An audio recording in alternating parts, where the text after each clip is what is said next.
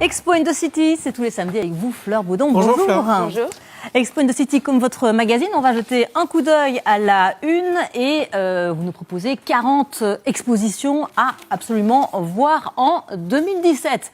Nous, on va commencer par la nouveauté de la semaine, Fleur, et vous nous emmenez en Inde. L'Inde et les Gangifas, c'est au musée de la carte à jouer d'Issy-les-Moulineaux, aux portes de Paris.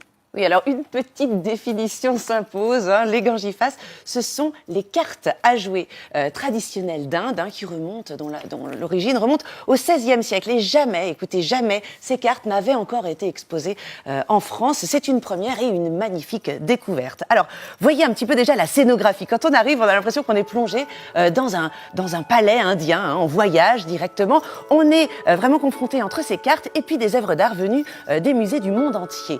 Alors, la première surprise dans cette exposition, eh bien, c'est de découvrir que ces cartes indiennes sont rondes. Elles ressemblent un petit peu à des jetons parce que oui, la carte rectangulaire qu'on connaît nous en Europe, eh bien, elle n'est pas mondiale. Vous allez découvrir beaucoup de choses ici. L'autre surprise assez merveilleuse, et ça, il faut s'approcher un petit peu, c'est de réaliser que ces cartes, elles sont peintes à la main, une par une. Alors, elles sont réalisées parfois sur du carton, mais il y a aussi parfois sur de la nacre, de l'écaille de tortue, de l'ivoire. Ce sont des vrais trésors en fait historiques. Des pièces d'exception. Il faut savoir qu'elles étaient destinées à l'origine aux Maharajas, aux sultans et à tous les princes, et que c'était les meilleurs peintres du royaume qui avaient le droit de les réaliser et de les peindre. Voilà. Et puis, il faut savoir, juste pour vous donner une notion, c'est quand même un mois à peu près pour réaliser un jeu de cartes qui fait une centaine de cartes. Et alors, finalement, ce qui est extraordinaire dans l'exposition, eh bien, c'est qu'on découvre non seulement les jeux, mais aussi l'histoire de l'Inde. Et à travers justement ces cartes, eh bien, on va voir comment progressivement, avec la colonisation, eh bien, l'influence européenne a rajouté des petits cœurs, des petits carreaux, des petits trèfles, vous verrez. Ah oui. Ça s'est rajouté progressivement. Et ces jeux aujourd'hui disparaissent. Voilà. Alors, écoutez, autre surprise de la visite, ce que je veux absolument parce que le musée français de la carte à jouer, on ne le connaît pas tous. Visitez-le au moins une fois. C'est une pépite. C'est unique au monde. Voilà. Vous aurez des cartes qui remontent au XVe siècle, la plus vieille carte du monde, interactif, magnifique. Voilà. Profitez-en bien. Allez, on continue de voyager avec vous, avec cette séance de rattrapage Fleur. Koichi Kurita qui expose son œuvre étonnante, c'est au château de Chambord et c'est jusqu'au 12 février. Oui, alors cette semaine, on sort un petit peu effectivement des sentiers battus, c'est le cas de vous le dire, parce que pour le coup, on va découvrir un artiste étonnant qui monte énormément et qu'on va découvrir au magnifique château de Chambord. Alors le cadre idyllique, merveilleux, grandiose, on le connaît, historique, c'est l'écrin idéal et démesuré, vous allez comprendre, pour cette œuvre qui n'a aucun équivalent et qui nous invite à la réflexion. Alors regardez un peu cette œuvre, vous la voyez tranquillement sur le bas de vos écrans, vous allez la voir de plus en plus.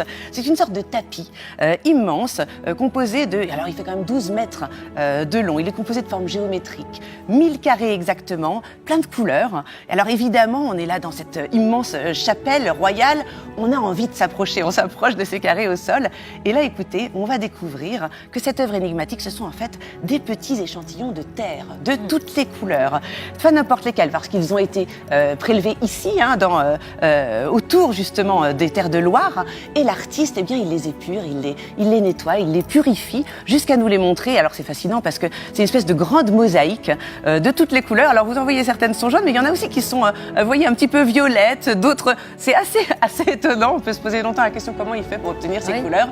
Écoutez, l'artiste avec cette approche artistique nous invite à re-regarder la terre qu'on foule tous les jours et qu'on regarde plus tellement. Et finalement, il nous propose voilà une magnifique palette du monde de toutes les couleurs, ce qui fait effectivement la richesse de notre monde aujourd'hui. Voilà, une belle leçon, une belle réflexion en tout cas. Au château de Chambord, donc jusqu'au 12 février. On termine, Fleur, par le cirque. C'est vrai que vous ne nous en parlez pas souvent, mais c'est le moment d'y aller en fait. Alors oui, vous me connaissez un petit peu, c'est évidemment pas un cirque classique. Il s'agit du Festival mondial du cirque de demain. Ça se passe ce week-end au Cirque Phoenix. Écoutez, c'est une fois par an et une fois dans le monde. Ça fait presque 40 ans que ce festival est la référence mondiale dans l'univers du cirque.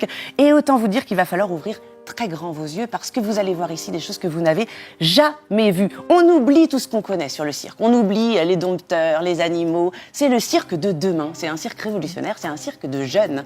Des jeunes qui sont choisis dans le monde entier, qui ont moins de 25 ans, qui ont été sélectionnés et qui nous font, qui revisitent complètement les tours, les numéros millénaires avec Alors, du vous, quand feu. même les classiques, hein, les cerceaux. Alors, voilà, mais en réinventé roule, avec du d'accord. feu. Alors vous voyez cette jeune trapéziste quand même qui fait son exercice sur un chariot d'autel. Hein, voilà.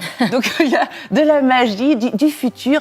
Et alors ce qui est assez étonnant dans ce festival, c'est les jeunes. Parce qu'on peut se dire que c'est un festival du cirque de demain, peut-être un peu plus adulte. Mais pas du tout. On avait une petite classe d'enfants de 10 ans à côté de nous. Écoutez, ils savent très bien reconnaître les artistes de leur génération, cette nouvelle génération d'artistes. Ils savent lesquels ils aiment. Voilà, assez époustouflant. Profitez-en bien. C'est ce week-end seulement. Et dimanche, ce sera la section des lauréats uniquement. Donc les plus beaux numéros, ceux qui seront primés à découvrir à 15h dimanche. Voilà. Et sinon, c'est tout le week-end.